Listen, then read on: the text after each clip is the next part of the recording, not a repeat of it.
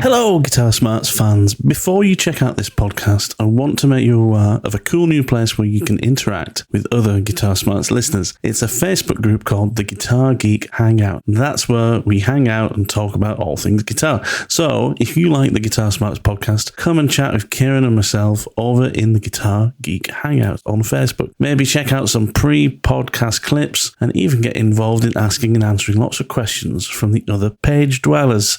Hope to see you there.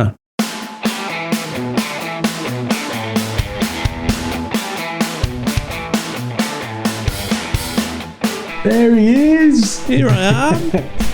Hey. How you doing, me old mate? You well? I'm good. Yeah, getting older, but feeling all right today. Feeling good today. This is a nice little unexpected one because we didn't know if we were both free, but it turns out we are. It's a bit crazy at the moment, life, isn't it? It's been a bit mad this year. Everyone's like, where are the podcasts? Sorry. Life's getting in the way, but it's all good. It's still an absolute pleasure, mate. I mean, it doesn't get in the way of us. It just gets in the way of Yeah, exactly. We still keep chatting feverishly about guitar stuff, and then we go, right, we must find some time to get recording and talk about this stuff. But the stars have aligned. The stars have aligned today, mate. This is going to be episode number 99. I know. I saw that. 99. Oh, I've got a fancy an ice cream all of a sudden. Hankering for an ice cream. Only our UK listeners will get that. Yeah, I know. Do they even have that in America, a 99? Well, obviously they don't. They don't call it a 99, but that kind of whipped ice cream that comes from a machine as opposed to proper ice cream. Yeah. I don't know. Yeah, but you know what? I assume they do. Assume they do, but I don't know. It's a good question. Let's put that out on the Guitar Geek Hangout. Ice cream, not the stuff that you get from tubs, not the proper stuff, but the almost artificial whipped stuff that comes from a machine, like aerated ice cream. That's it. Cool Whip? That's not what Cool Whip is. I don't know. I don't know. Why is it called a 99? Because it used to be 99p, I think. Is that right? Is that what it was? It used to cost 99 pence. It doesn't now. Yeah. Now you still ask for a 99, but you pay about £6, don't you? You do. You do. It's ridiculous. That's inflation. That's the only thing that is like a landmark in time, right? Because it's still called after its original launch price. Yeah. Wow. Do you know what? I'm surprised that particular problem hasn't been addressed in any of the major parties' manifestos leading up to the election. You know what I mean? What people really want is to see a 99 come back down to 99p, you know. That's what I want. Everything would be right in the world again. Yeah, exactly. Can you imagine? Exactly. Can you imagine Gibson guitars bringing out a new model called the Gibson 5999? What? How much? That was $59.99. That's cheap. Yes, sir. It's £5,999. Yeah, sorry. Exactly. Yeah. How much did a Gibson 59 retail for back in the day? What was it, like $300 or something? $400? Let's look it up. I'm gonna do some live researching. How much was a Les Paul standard in? I don't know why I'm speaking the words that I'm typing. Oh, that's a good point though, because they didn't call it a Les Paul 59 back in 59. It was just the Les Paul standard. I mean, obvious. But yeah, they did. Your brain works. I've got a 59 Les Paul in 19. Yeah, a Les Paul traditional. Oh no, hang on. So this is somebody in Reddit converting it back. Oh, I see. Yeah, I reckon it was about. My guess is about $400. How much did?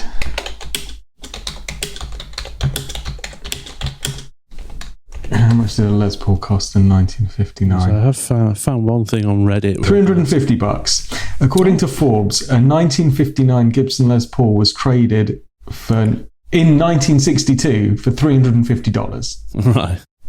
So here's another one that says some guy, I don't know if this is true, it's just what Google's spitting out, but the 1960 Gibson catalogue scan to the left, it's from a catalogue, okay, that shows that the price of a Les Paul standard in a Cherry Sunburst in 1960 was $265 for the guitar, $42.50 for the case, and $30 for the case cover.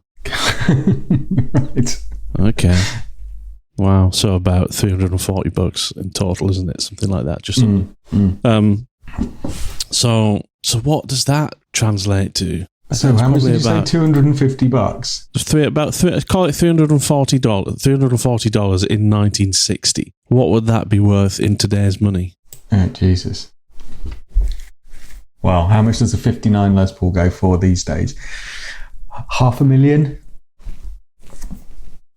Well, I'm thinking more like what was $340 equivalent to back then? Now, oh, I that see. Makes sense. I see. Yeah, I don't know. Like, as in, how many months' salary would that have been? Yeah, or something like that. Okay, hang on. Here we go. I found a website that does. $340 in 1960 is worth $3,600 today. Oh, so yeah, they were overpriced back then as well. I was going to say, Gibson have been consistently asking too much for their guitars. Well, at least it shows they've always done the same thing. Well, yeah.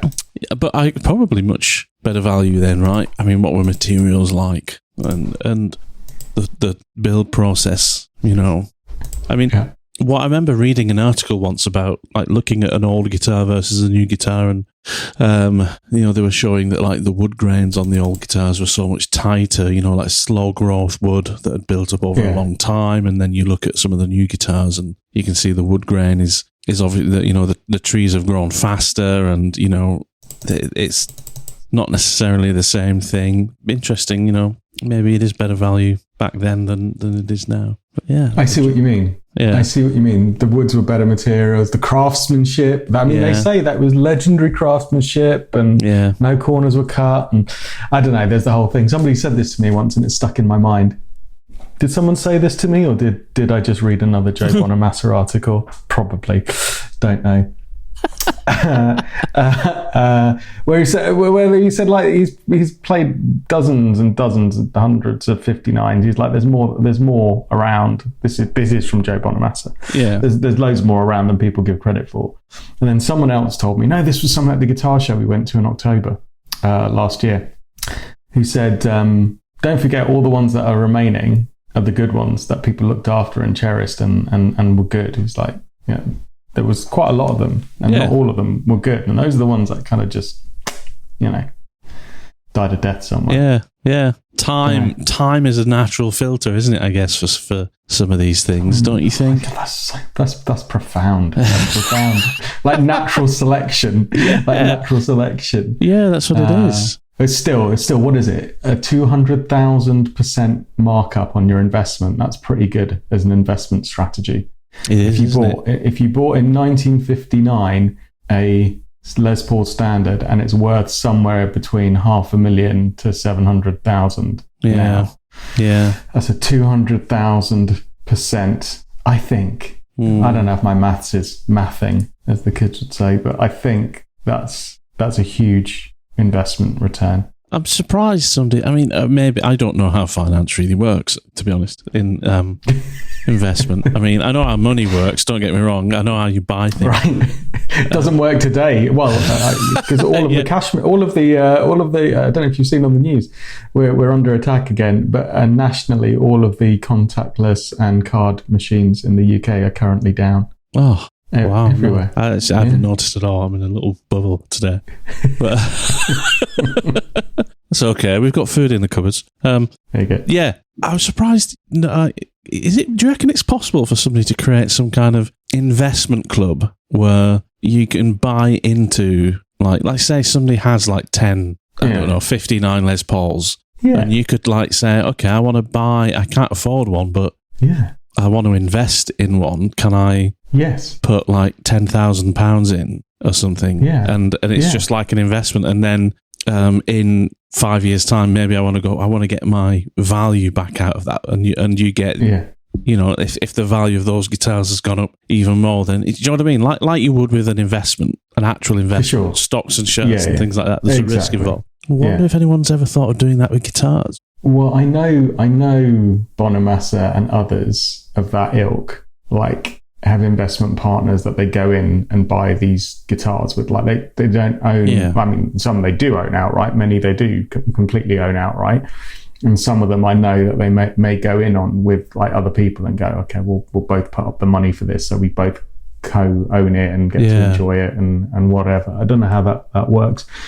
I know you can buy in for like cars. Like there's car clubs where you can like buy into the club, and then you don't ever own any of these exclusive vehicles, but you kind of get access to them and you can hire them out and like a timeshare. Yeah, kind of. Don't know how it works for guitars, because that's a weird thing. Because how would you ever realize your investment? Like if you wanted to buy out, like you'd have to find someone that's willing to buy in at a new level to buy you out, or they'd have to actually physically sell the guitar so that you could get your money out. I don't know how that works. I don't know how it works again. I think it's shown that I don't know how finance works either. But maybe we should start that with some Fernandez guitars. Yeah. Have you seen? I heard the news yesterday, that they have declared that they're going out of business. 1969. I know. Been around since. Very sad news. You've got the old Fernandez behind me. I was going to say there's one hanging up behind you, and I know you're a big fan of them. Yeah.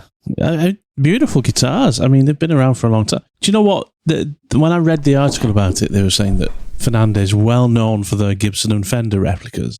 And I thought... Yes, that's very much true. Obviously, you know, Bernie guitars and whatnot. They've made a lot of very good replicas, but I think they should be given a bit more credit than that. You know, a fantastic innovator, brilliant manufacturer of guitars, and they've got a lot of their own fantastic innovations. You know, what's it called? The Sustainer pickup? The Fernandez Sustainer. Yeah, exactly. Fernandez Sustainer. They made some of the best kind of electroacoustic, like piezo activated guitars back in the 80s. You know, so if you were playing live and an acoustic, you know, before Godin came around with guitars and Yamaha, etc., Fernandez were one of the first people to really innovate with great sounding kind of electroacoustic guitars that you could use live at high volume. You know, when you think of people like Dominic Miller, for example, who plays for Sting, a lot of those acoustic nylon string sounds that he got on the albums, like Ten Summoners Tales, he would reproduce that live on Fernandez acoustics. Good knowledge. Yeah, man. Really great guitar builders, though. Really sad to see them going out of business. You know, I really, do you know what? I hope somebody out there sees it as an opportunity to go in and kind of save it from the flames, almost. Japanese company, right? Yeah, Japanese. You don't see a lot of Japanese companies like that going under. They kind of keep going, and if they do go under, I don't know if it works the same as some of those kind of big legacy American companies where people kind of come in and go, no, we've got to keep this brand going. But a shame. So I don't know. Maybe now the price of used Fernandez guitars is going to go through the roof, and you just buying one last year for a steal. Now you're owning a piece of living history. That's true, although it's not entirely all original, so I don't know how that would affect. But you know, such is life. I mean, I'd like to do more about Fernandez in the future, actually. But I'm going to keep a close eye on that bit of news, because I really love it if, like I said, somebody came in, whoever it was, and purchased them out and kind of revamp the brand a little bit. There's a good opportunity there, because there's a huge amount of history with that brand. A lot of players that really love those guitars. Interesting. I think the perennial issue with Japanese-made instruments is that they don't often find their way in enough volume out of Japan, which is completely understandable. There's a huge guitar playing community and market in Japan, but certainly living over here in the UK, we're not that awash with all of the variety of different Japanese-made instruments. You get them, of course, you get them, but not in the same volumes that we do with other manufacturers and stuff coming out of China, as well as the American stuff and stuff made in Indonesia and places like that. The Japanese stuff is a lot harder to find over here. I guess that adds to its certainly premium over here, because they're generally really well made. Yeah, really well made. I mean, makes you think, wonder if somebody like Tokai, but potentially buy them out and manufacture them out of Indonesia to get more volume over here, kind of like they've done with their own. Have the Japanese and the Indonesian stuff, but shame, isn't it? Sorry to interrupt this conversation. However, if you're a regular listener, then do us a favour, share us with your friends, spread the word, help us to grow, and remember to hit that subscribe button wherever you listen to your podcasts. Let's get back to the show. It's a shame. Speaking of Indonesian stuff, I think they're made in Indonesia still. Have you seen the new PRS stuff that's come out? The swamp ash? The swamp ash, but they've also done a limited run of sandblasted swamp ash, which I'll put a link in the who comes up with this stuff? I'll put a link in the chat. Have a look at this. Sandblasted. So PRS SE guitars, obviously, the kind of side run of the American PRS stuff. Yeah. And I think they're predominantly making out of Indonesia the PRS SE stuff.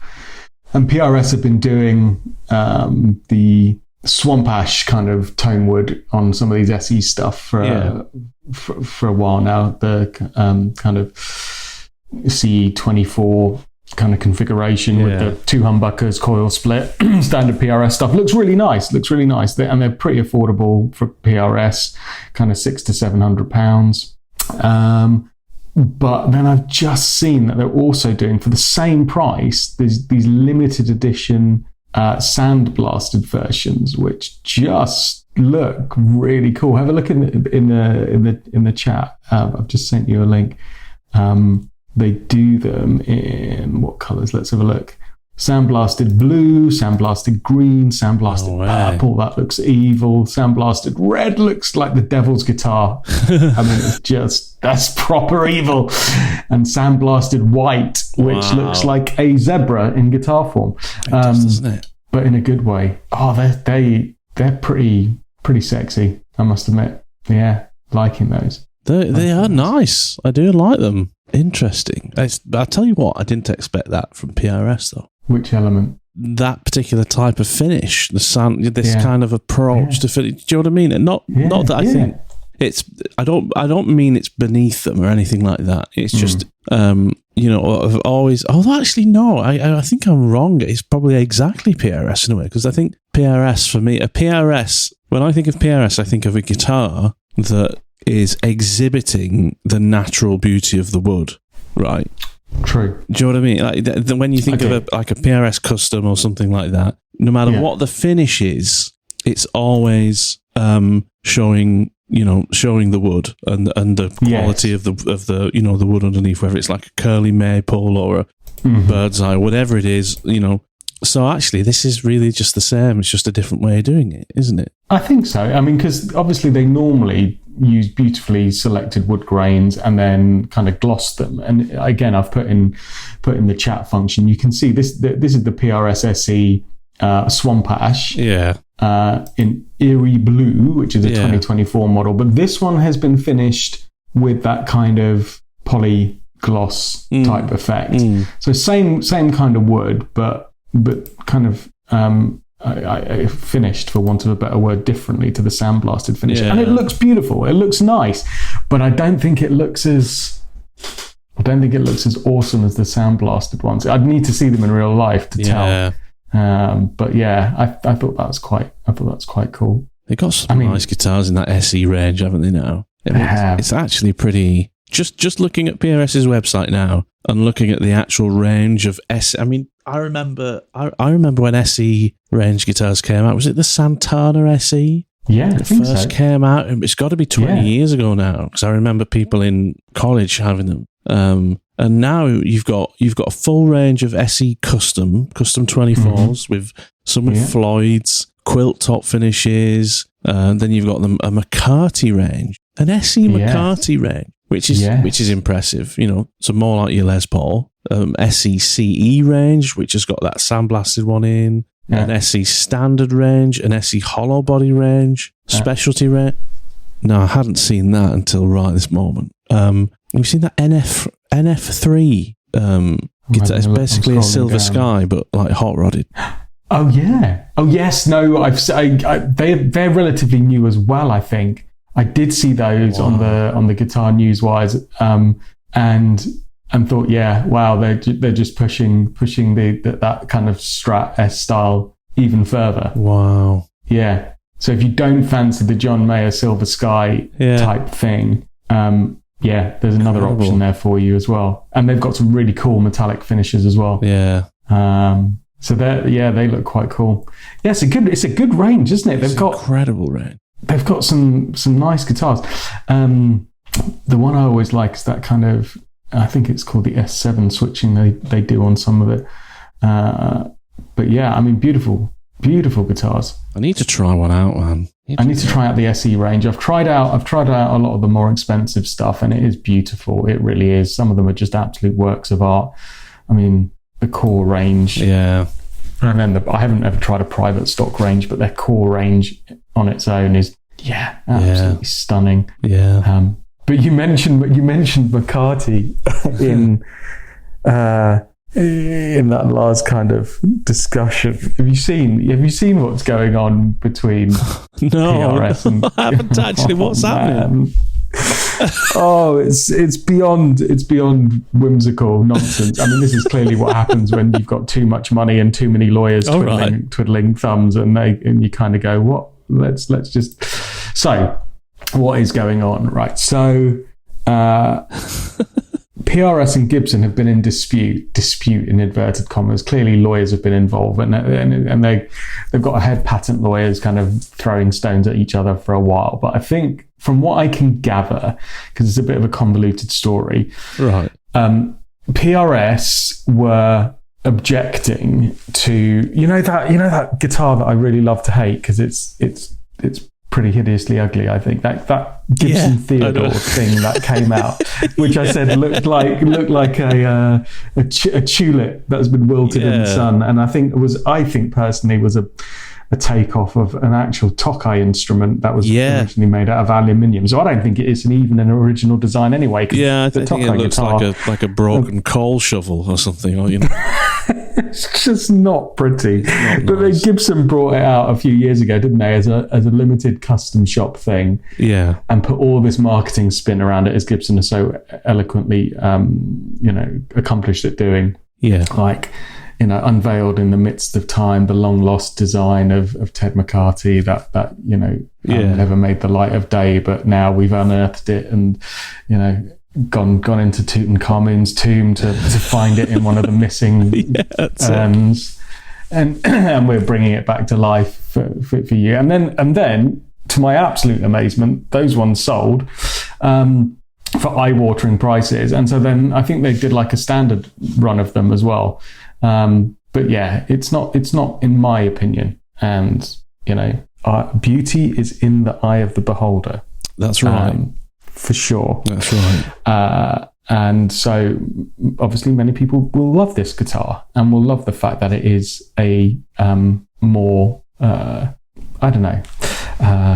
forgotten McCarthy design. Yeah. So there you go. Gibson did that. But PRS have been objecting to this, saying that they shouldn't be able to use this Theodore. That was Ted's. Yeah. For those of you that haven't guessed, Ted McCarthy's full name was Theodore, right? And this was his design. So Ted McCarthy, as I understand it, worked at Gibson, I think from the 40s through to the 60s, and was one of their chief kind of design gurus and innovators and all of that, incredible kind of inventor. And then I think he left Gibson in the 60s, whatever.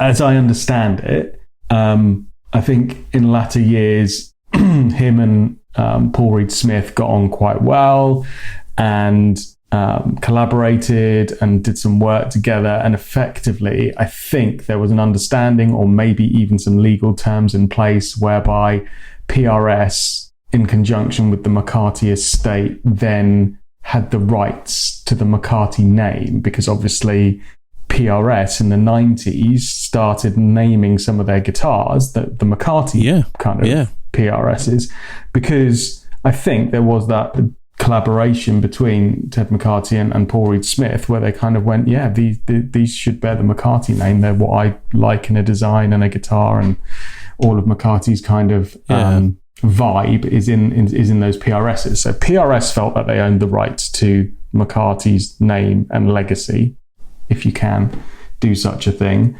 And then obviously Gibson come out latterly with the Theodore model, which is linked to McCarthy because it's McCarthy's first name and his long-lost design. So the two of them have been battling this out as to who owns this guy's name and who can use it. Like anyone gives a damn. like seriously, who cares? Yeah, I know. Can you imagine the amount of money and lawyers and energy and boardroom meetings of two colossal guitar giants? Maybe it's just a case of no PR is bad PR, and this is another way of putting PR around these guitars. I don't know. Just seems like angry old men with egos kind of fighting over a word. Doesn't it seem really odd? You know what I mean? Well, Gibson counter claimed against PRS. This is where it gets from the sublime to the ridiculous. Oh, I thought it was already ridiculous in my mind. Well, it was already ridiculous. So Gibson then, in retaliation, said that they object to the using and trademark of the Silver Sky and Nebula names of the PRS instruments, which you go, okay, well, what's the background for that? I don't understand it. And it's, as far as I can understand, because it's not entirely clear to me, the Nebula name and the Silver Sky name are Gibson claiming owned by them because they have like this Silver Burst trademark as one of their Gibson finishes. So it's because they've used the word silver. Right. So should who else should Gibson go and sue who uses the word silver? Gibson petitioned to cancel PRS's trademark for Silver Sky Nebula, a limited edition variant of the PRS Silver Sky guitar. Gibson claims this name clashes with their Silver Burst trademark, a unique silver finish fading to black around the edges. I mean, I think they should both sue John Mayer for absolutely being involved in any of this. I mean, this is just ridiculous, isn't it? Yeah. So I guess what they're trying to say is, whenever somebody comes out with a new finish design, they should make up a word for the colour rather than use the actual. So I don't know. It's just, that is absolutely ridiculous. And all this started over a guitar, which looks like something. Like a coffee stain. It's like a coffee stain. Well, when Gibson say they found an original design of Ted McCarthy's, all I'd like to say is, where did you find it? Was it rolled up in a waste paper bin potentially? And because that's not the filing system I imagine McCarthy had for his good designs. Okay, the ones he wanted to keep. The ones he ran through the factory floor going, guys, make this. This is the one. We managed to piece this design out of the shredder. It's called the Theodore. No, probably not worth. I mean, for me, it's one. And it's been so popular. That's what makes me actually question myself. When I, do you know what I mean? We have these discussions and we talk about our opinions on these things, and then you find out something's incredibly popular. I just think, I know. Is it me? Well, it is probably us, mate, because, as I said, beauty is in the eye of the beholder. Like, there's some of the weird offset stuff that Fender does that is like hugely fashionable that people love. I don't really get it. It looks imbalanced to me, but maybe I'm an old fart that is just like, oh, I love my PRSs and Fender and Gibson designs and the classic ones, and people go, that's so dull. And I know people that go, why do you love Les Pauls so much? They're really impractical, terrible guitars. The selector switches in the wrong place, they're really heavy, their necks are too thick, and I'm like, yeah, you're probably right on all of those things, but I can't explain it. I love playing them, and it fits for me, right? So the variety of life and choices is a good thing. Absolutely right. God, How profound! Well, that's even more profound than what I said earlier. What did I say? I don't know. I can't remember. It wasn't that profound. It was too profound. If we stop and think about it again, it's like sand through the fingers. Oh, that's beautiful. Yeah, beautiful. Unless it's wet sand. That sticks to everything, man. Find that stuff for days. Yeah, I know, man. Oh well, there you go. That was. I can't believe that. What a tangent we went off. Then I loved how we went from beautiful PRS guitars down to then just absolute monstrosities and people arguing over the monstrosities. Right. But here's another one, right? Because I know you're a you're a Spark user, aren't you? I am. A Spark daily. Yeah, almost. Positive Grid daily. Spark practice amp user, I should say, not just somebody who. Just like to Spark, like just as a lighter static electricity, and then just kind of shock people. There's a new one coming out, right? They've just teased the Spark 2. Do you know much about this? I don't know much about this. I'd heard a little bit about it, and then immediately got kind of like, oh, for God's sake, is it going to be way better than my Spark? And am I going to have to go and buy one? Yes, it is. Go buy one. Well, exactly. That's what that's the natural way of stuff becoming obsolete, isn't it? But yeah, I do use my Spark. It's literally 3 foot away from me as I speak, and I'm looking at it right now. And basically, mate, it's so good that it replaced, after every gig, me unpacking and setting up my pedal board and like full gigging rig, which literally after I finish a gig at the weekend just goes into the cupboard, comes out again the next weekend and goes into the car. So it doesn't get set up at home, my gigging rig. There's no need, because during the weekdays when I'm not gigging, I've got the Spark amp that's just there, plug it in, and it does everything that I need for home practice. It's awesome. Well, do you know why I'm excited about the release of it? Because it's going to be much better than what I've got, and I'm then going to go, oh, flipping heck, I'm going to have to get that one instead. Well, I don't know what it. So if you go to Positive Grid and look at the Spark 2, it says Spark 2 is coming, right? Okay. Spark boldly carved its name into guitar history as the smart amp that jams along with you. Spark 2 takes that radical innovation to all new heights and doesn't just push boundaries, it shatters them. Oh my God. How about this? This makes me want to know, right? Because it says, watch our live premiere of Spark 2 on August the 1st, 11 a.m. Eastern Time, 8 a.m. Pacific Time, featuring Nuno Bettencourt. Oh, they've got Nuno. Brand endorsement alert. Nuno on the case. If he's wow. I want to see what he does with this thing. Right? Why is he endorsing this? That seems like an interesting. Run out of money. He's trying to get himself uncancelled from the comments that he made about Slash earlier in the year, which nearly got him wiped off the face of the earth, metaphorically speaking. Of course, yeah. Not in the Trump sense. No, exactly. Taking one to the ear. Yeah, taking one to the ear. Yeah. Oh, man. Yeah, I mean, it's going to be interesting. Shouldn't go there. I might get cancelled. You have to be careful these days. I know. Tenacious D almost got cancelled. I'll maybe getting cancelled for making comments. That's a side issue. We'll go there later. What were we talking about? I've had too much coffee Spark today. 2 amp and Nuno Bettencourt. Oh my God, yeah. That's kudos, right?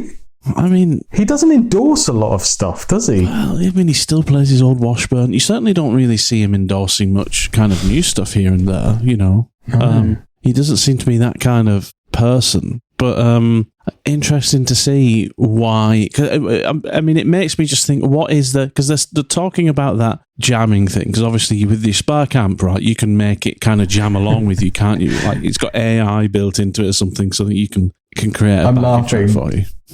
I'm laughing because I'd totally forgotten that it does that. It's one of the main reasons that I bought it originally. I think this is testament to how good this amp is. Yeah, that is the bit of marketing spin that I fell for. Yeah. And it does work. I mean, you jam along and then all of a sudden it fills in the drums and bass line and stuff with you. I'd totally forgotten that it does that, because I think I only used that for the first week. Yeah. And then just use it as a normal amp for like learning songs and like practicing technique and stuff. And it's a great recording interface.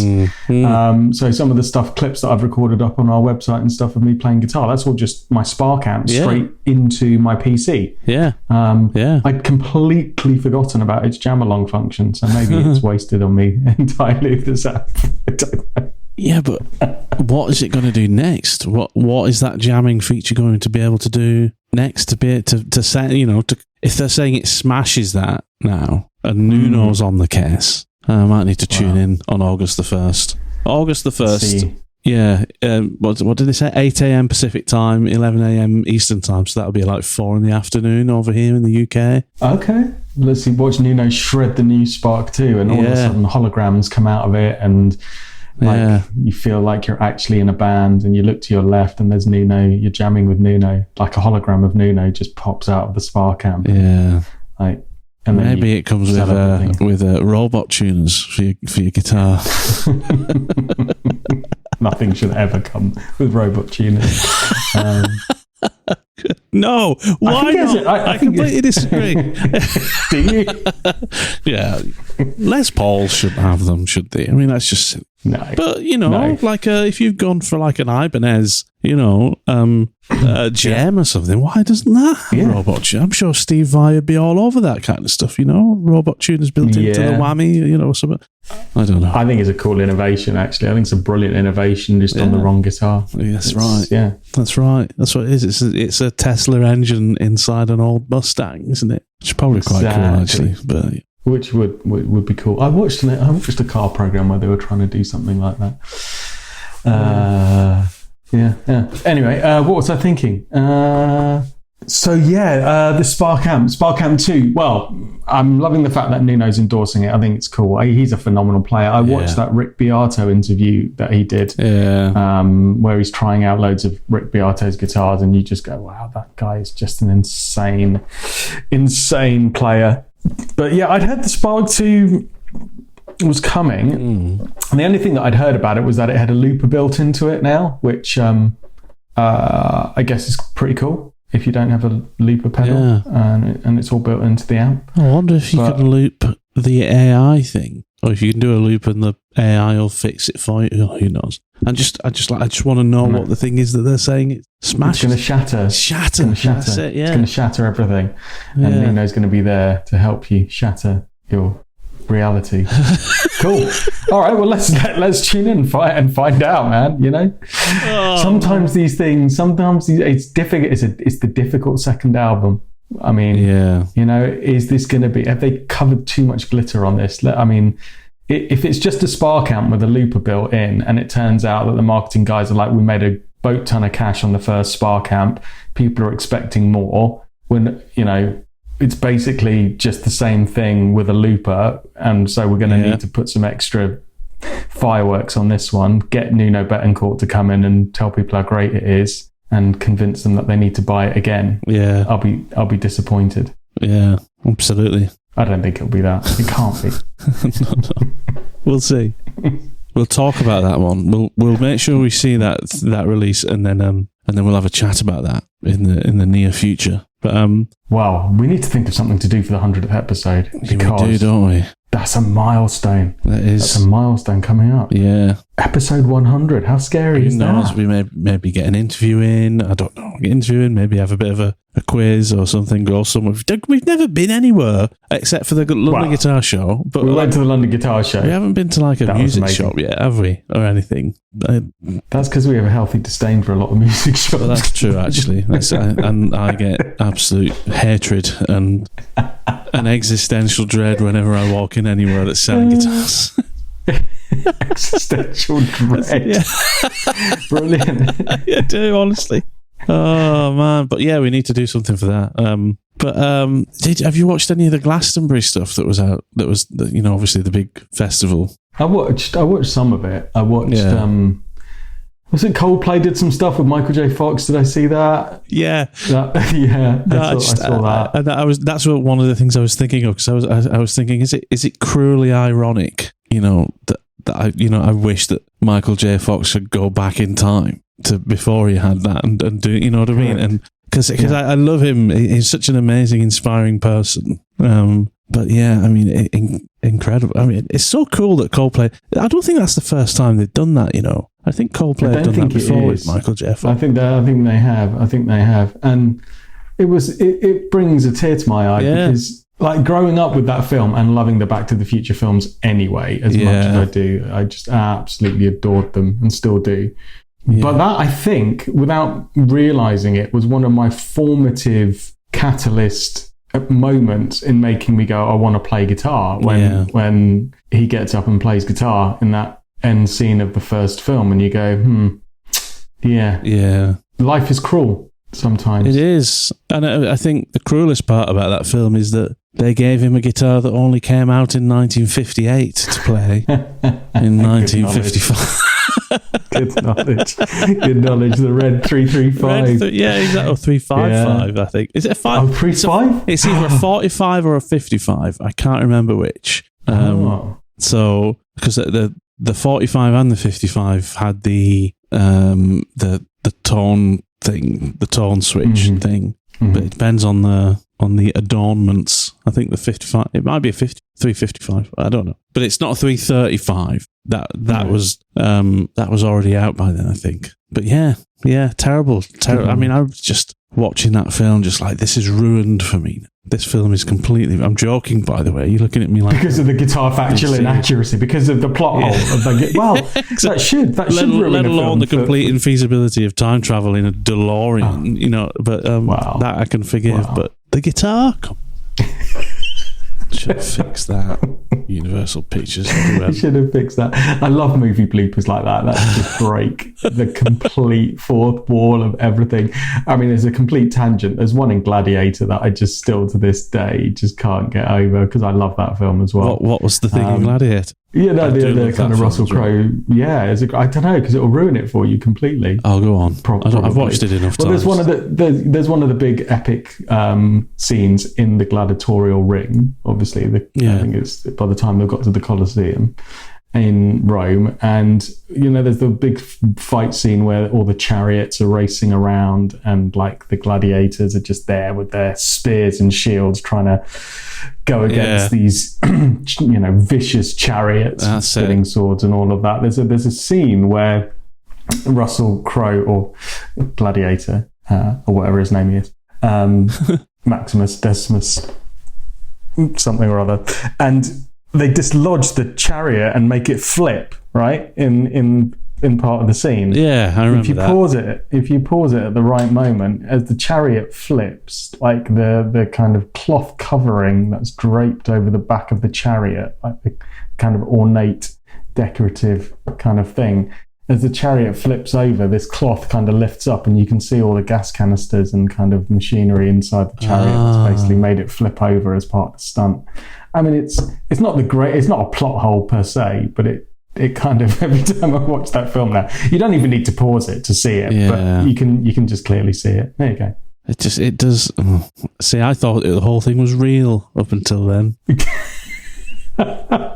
I know, but it takes you out of that complete suspended belief and brings you back to reality. Yeah, like the fact that they're all speaking modern English.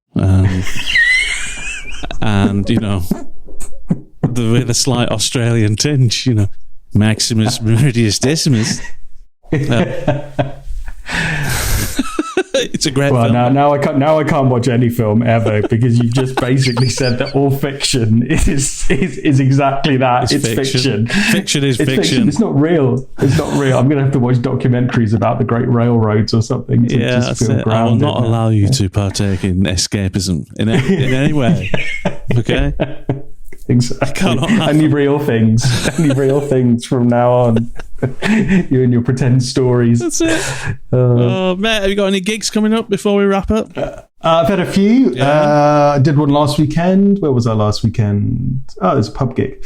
It was good. And next gig is a wedding gig, your favourite. And not really. Yeah, I love a wedding gig.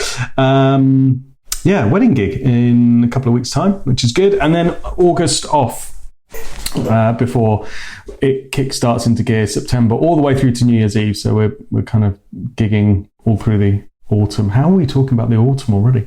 Madness, isn't it? Absolute madness. Craziness. So one more wedding gig before a nice break in August, and then some family holiday time, which I'm looking forward to. How about you, buddy? You've been doing much playing. I know you last time we spoke, you were kind of feeling a little bit disenchanted with the depping scene. I've definitely like come to the end of that road for sure. But still playing at home, still enjoying jamming and trying to get to the occasional jam night. I still love that. That's still great. I've got a couple of gigs coming up in September, so they'll turn up quick, and then family holiday. And then that's it. Nothing else in the diary after that. And to be honest, I don't intend to put anything in the diary. I think I want to reserve my playing time now for pure enjoyment purposes. Good for you. And kind of not have to, because it's like the balance of everything now isn't the same. It used to kind of feel like doing like a dep gig. People I didn't really know that well, a set that I wasn't 100% comfortable with, but it was a professional situation where you're earning an extra bit of cash. I felt like 25% of it was inconvenience, 75% of it was great opportunity to get out and play, and whatnot. And now I feel as time's gone on, the balance is the other way around. I feel like I don't enjoy 75% of it, and there's certainly like no musical gratification in it at all, because there's no freedom to express yourself. There's no, like we said, I love performing when there's uncertainty and there's room for spontaneity, and there's none of that in a wedding gig, because it's a very pretty strict, arrangement by numbers. Yeah, exactly. That's it. By numbers, it's paid by numbers, and I think for a lot of people that's cool. I'm not judging anyone who does enjoy it. I think that's great. But for me, I've just got to a point in my life where the necessity to have those gigs is now at an absolute minimum. I got a point in my career and my life and day job where I don't need to have a supplementary income, and I'm very fortunate for that. But I also I have less time for things that I don't enjoy, because a wedding gig can kill your whole weekend sometimes. Oh, for sure, especially the distances you were travelling. I was reflecting on this like over the last week since we spoke about this, and I actually totally get it, because at first I was like, Matt, no, what are you thinking? When you're a live musician, you've got to go out and gig. That's like gigging is life. But then when I thought about the times where I have depped, and then depped when you're doing a wedding thing, and then having to play numbers so accurately that it leaves little space for kind of creative flexibility, and then you superimpose upon that the longer days of doing wedding gigs, and then the fact that the guys that you're with, of course, they might be nice guys and all of that, but you don't build up that kind of relationship and rapport and banter in the same way. I just went, oh yeah, of course. No, I would not like all of those things. I mean, so I totally get it. It means you either need to find a band like of friends that you can go and have a laugh. You play a bit fast and loose. It's songs you like playing that the audience likes hearing, and it's a little bit dangerous because it's not over rehearsed to the point, and every arrangement has a kind of theme to it, but it's not prescriptive every time, and stuff kind of changes. Or you just do jam nights and just go, I just loved, and you're so competent and so grounded in theory, and I've watched you at jam nights, like you can go and play house guitar in any jam because there's nothing that's really going to faze you too much. Cheers, I can understand why. Well, no, it's a great skill to have, and to be honest, I used to do a lot of that when I was younger, and I've fallen out of practice of it to the point where jam nights kind of not intimidate me, but they kind of make me go, oh, I'm going to have to dig a lot deeper than I would necessarily want to. But that's only because of a bit of technical kind of rustiness on my part, whereas for you, that's what you need. That's the bit you love the most, is being able to take all of that knowledge that you've got and distill it into something that's a bit on the spot. Yeah. Well, I like being surprised as well. Like that's a big part of it for me, is not knowing how the song's gonna go or the thing's gonna go, but listening to everyone else and kind of listening to the singer sing it and and maybe, a sax player who's turned up gets a solo, and listening to there's so much. I love the enjoyment of the, unexpected of what happens in the jam, as well as the test of it, if, trying to figure it out as you're going along, and the fact that there's not a pressure situation. There isn't a, you know what I mean? There isn't a couple stood there doing their first dance, expecting you to get that song right, which you've practiced and everything, but, you stood there just thinking, I just need to get through this first dance without mistakes and hope nobody else in the band gets it wrong. I hope the singer comes in at the right time. And you're just thinking, this whole time you stood there kind of thinking, is this going well? You're not enjoying the moment at all. Whereas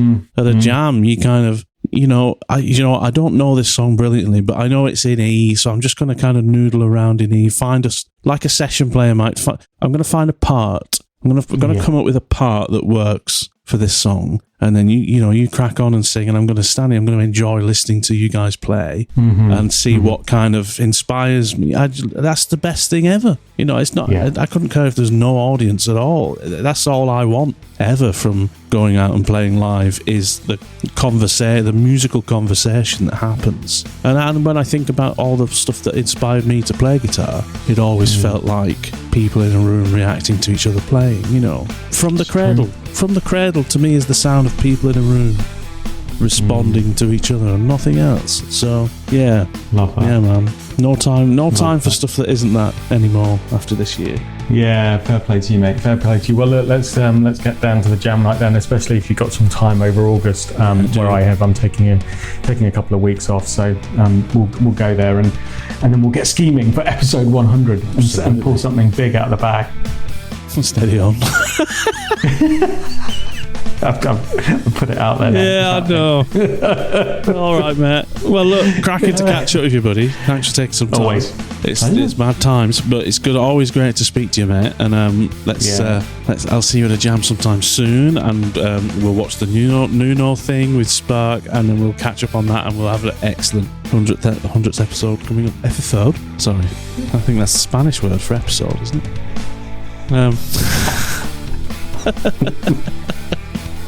Dude, have a good rest of the day. Thanks, buddy. And you. Speak to you soon. Speak to you later, mate. Bye. Bye.